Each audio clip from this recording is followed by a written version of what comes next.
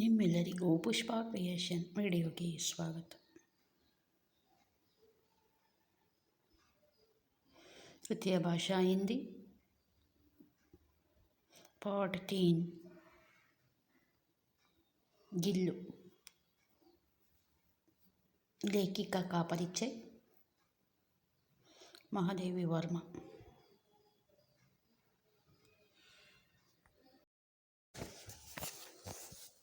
महादेवी वर्मा जी विश्व स्तर की कवयित्री है. उन्हें आधुनिक मीरा भी कहा जाता है. उनका जन्म 24 मार्च 1907 को फर्रुखाबाद में हुआ. उनके पिता गोविंद प्रसाद वर्मा और माता हेमारानी थी. उन्होंने प्रयाग के विश्वविद्यालय से संस्कृत में MA उपाधि प्राप्त कर प्रयाग के महिला विद्यापीठ में प्रधान अध्यापिका का पद संभाला. महादेवी वर्मा जी ने गद्य और पद्य दोनों की रचना की है. इनकी प्रमुख रचनाएं यामा, संजय गीत, दीपशिखा, नीरज निहार, आतिथ्य के चलचित्र, स्मृति की रेखाएं, पथ की साथी, मेरी परिवार, श्रृंखला की कड़ियाँ आदि. महादेवी वर्मा जी का सेक्सुरिया, मंगला प्रसाद, द्विवेदी पदक आदि अनेक पुरस्कार प्राप्त है. उनकी यामा के लिए ज्ञानपीठ पुरस्कार प्राप्त है. इस महान रचनाकार का निधन सितंबर 1987 को हुआ. पाठ का आशय. इस पाठ से स्नेहभाव तथा प्राणी दया की सीख मिलती है. पशु पक्षियों के स्वभाव और उनकी जीवन शैली के साथ साथ उनके प्रति महादेवी वर्मा के प्रेम से बच्चे परिचित होते हैं.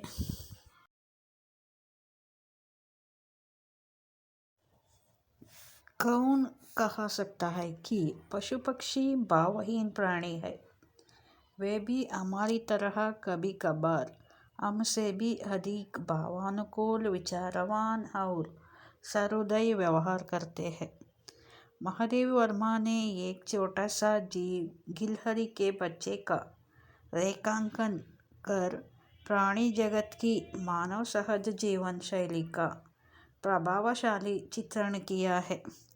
आज के संदर्भ में जहां मानव के स्वार्थ के कारण पशु पक्षी की जातियां लुप्त होती जा रही है, वहाँ महादेवी वर्मा जी का यह संस्मरण उनकी रक्षा करने और उनके प्रति प्रेमभाव जगाने की दिशा में एक सार्थक प्रयत्न सिद्ध होता है.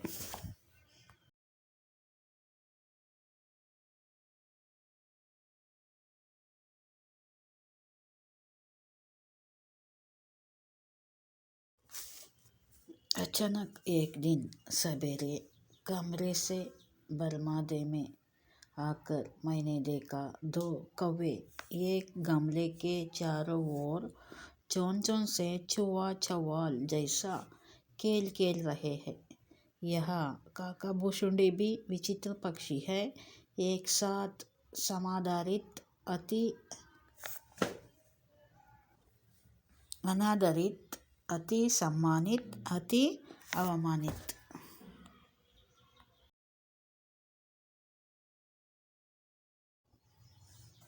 हमारे बेचारे पुरखे ना गरुड़ के रूप में आ सकते हैं, ना मयूर के, ना हंस के.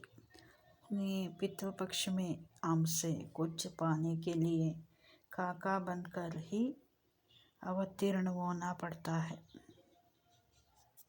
इतना ही नहीं, हमारे दूरस्थ प्रियजनों को भी अपने आने का मधुर संदेश इनके कर्कश स्वर में ही देना पड़ता है. दूसरी ओर हम कौवे और काऊ काऊ करने को अवमानना के अर्थ में ही प्रयुक्त करते हैं.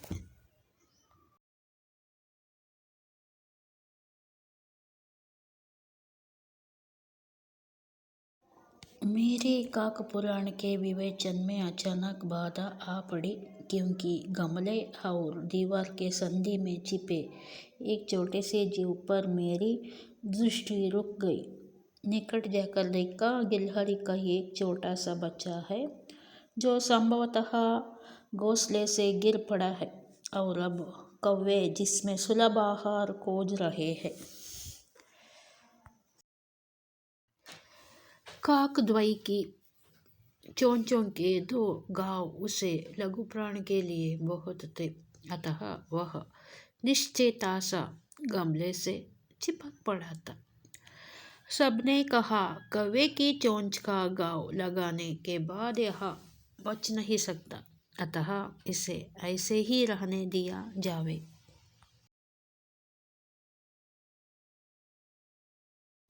परंतु मन नहीं माना। उसे अवले से उठकर अपने कमरे में लाई।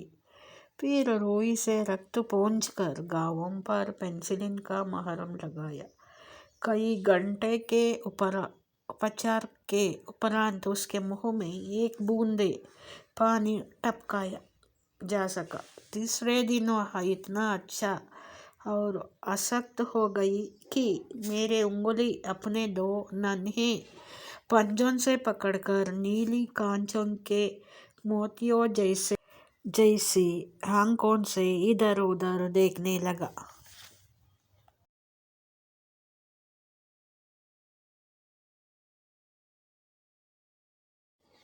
तीन चार मास में उनके सिग्न रोए, जब्बेदार पूंछ और चंचल चमकीली आंखें सबको विस्मित करने लगी।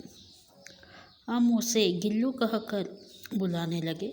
मैंने फूल रखने की एक हल्की डालिया में रुई बिछाकर उस तार से खिड़की पर लटका दिया।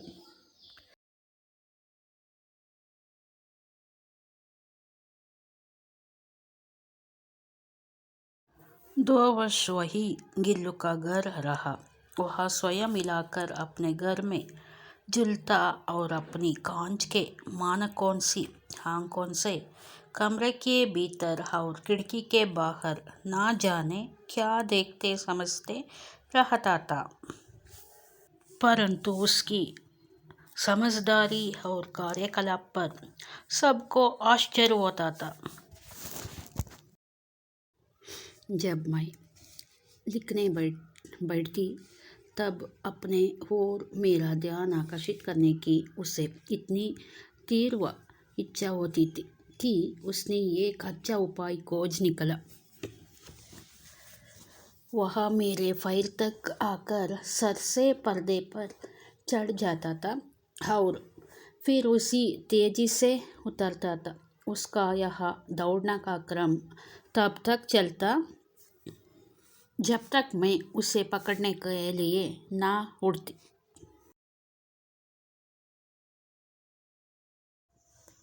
कभी मैं गिल्लू को पकड़कर एक लंबे लिफाफे में इस प्रकार रखा देती कि उसके अगले 2 पंजों और सिर के अतिरिक्त सारा लघुगात लिफाफे के भीतर बंद करता।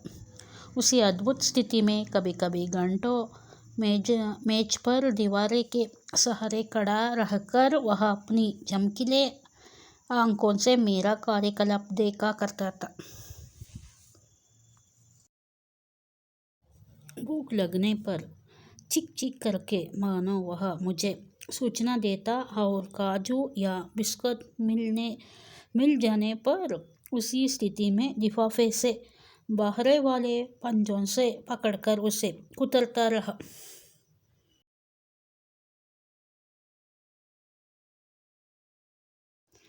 फिर गिल्लू के जीवन का प्रथम वसंत आया।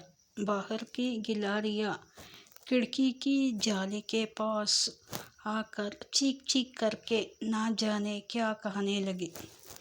गिल्लू को जाली के पास बैठकर अपने पन से बाहर झांकते देखकर मुझे लगा कि उसे मुक्त करना आवश्यक है।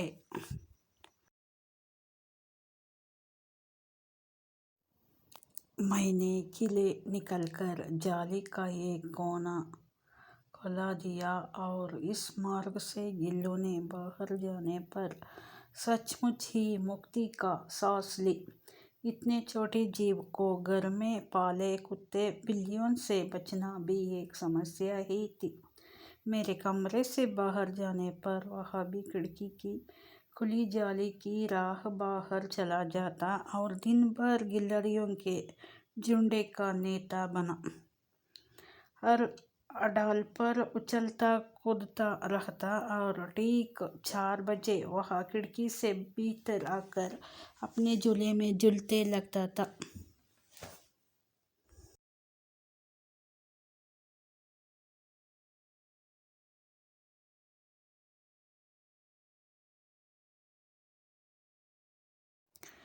मुझे चौंकने की चाह उसमें ना जाने कब और कैसे उत्पन्न हो गई थी।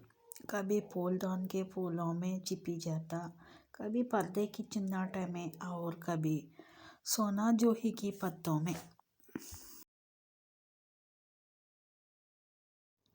मेरे पास बहुत से पशु पक्षी हैं और उनका मुझसे लगाव भी कम नहीं है, परंतु उनमें से किसी को मेरे साथ मेरी थाली में खाने की हिम्मत हुई है,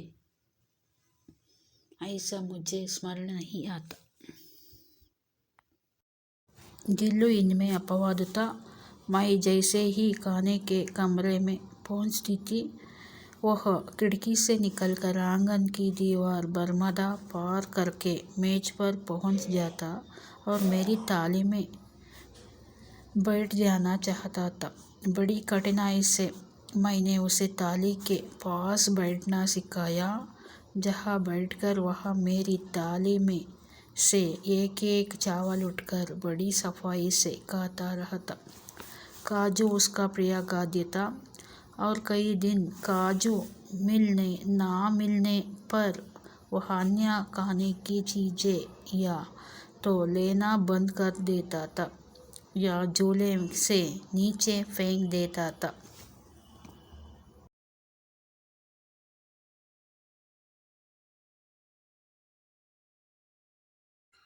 उसी बीच में मुझे मोटर दुर्घटना में आहत होकर कुछ दिन अस्पताल में रहना पड़ा। उन दिनों जब मेरे कमरे का दरवाज़ा खोला जाता, गिल्लू अपने झूले से उतरकर दौड़ता और फिर किसी दूसरे को देखकर तेजी से अपने घोंसले में जा बैठता। सब उसे काजू दे जाते, परंतु अस्पताल से लौटकर जब मैं उसके झूले की सफाई की तो उसमें काजू भरे मिले, जिनसे ज्ञात होता था कि वह उन दिनों अपना प्रिय खाद्य कितना कम खाता रहा।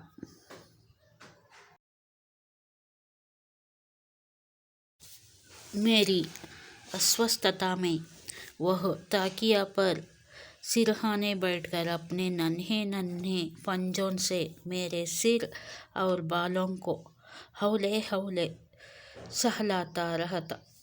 गर्मियों में जब मैं दोपहर काम करती रहती तो गिल्लू ना बाहर जाता ना अपने झूले में बैठता। वह मेरे पास रखी सुराही पर लेट जाता और इसे प्रकार समीप भी रहता और ठंडक में भी रहता।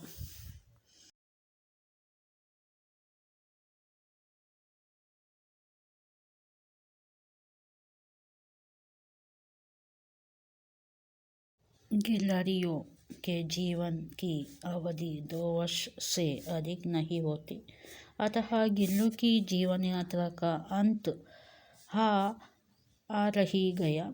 दिन भर उसने ना कुछ खाया ना वहाँ बाहर गया। पंजे इतने ठंडे हो रहे थे कि मैंने जाग कर हीट जलाया और उसे उष्णता देने के प्रयत्न किया, परंतु प्रभात की प्रथम किरण के साथ ही वह चिर निद्रा में सो गया।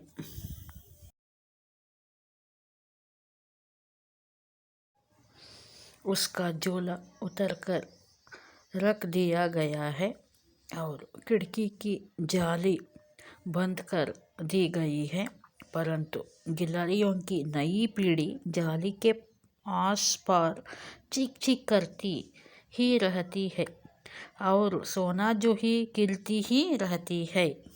सोना जूही की लता के नीचे गिल्लू की समाधि है, इसलिए भी कि उसे वह लता सबसे अधिक प्रिय थी, इसलिए भी कि उस लघुगात का किसी वसंती दिन जूही के प्रतिभा छोटे फूल के रूप में खिल जाने का विश्वास मुझे संतोष देता है।